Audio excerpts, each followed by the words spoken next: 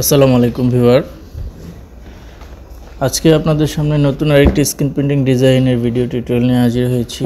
আপনারা যারা professional screen printing design শিখতে চাচ্ছেন তারা আমার সাথে কন্টিনিউ করবেন। তো অলরেডি মনিটরে দেখতে পাচ্ছেন আমাদের একটি প্রিন্টিংয়ের ডিজাইন, যেই ডিজাইনটি ফটোশপ ইফেক্ট সংক্রান্ত। তো এই ধরনের ডিজাইন সাধারণত আমরা ফটোশপের মাধ্যমে সেপারেশন করে থাকি। তো আমি আজকে আপনাদের এই ডিজাইনটি কিভাবে A to Z সেপারেশন করতে হবে এই বিষয়টা নিয়ে আলোচনা করব। তো সকলেই আমার সাথে থাকবেন ডিজাইনটির A to Z করা পর্যন্ত। তো এর আগে আপনারা এখানে দেখেন যে আমি এটা করেছি অলরেডি, কিন্তু আপনাদের দেখানোর উদ্দেশ্যে আবার নতুন করে এটাকে রিক্রিয়েট করব।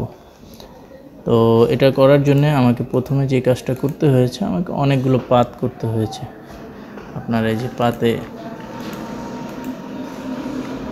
ক্লিক করলেই দেখতে পারেন অনেকগুলো পাত আমার এই ডিজাইনের জন্য করা হয়েছে।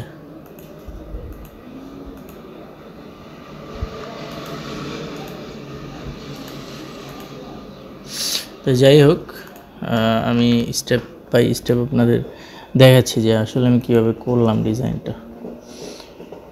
তো এই কালারটা আমি নিয়েছি হচ্ছে আমাদের এখানে পাতে। আমি যদি যাই, পাতটাকে কপি করে পাতটাকে কপি করার প্রয়োজন নাই, ডিলিট। পাতটাকে আমরা একটা নতুন করে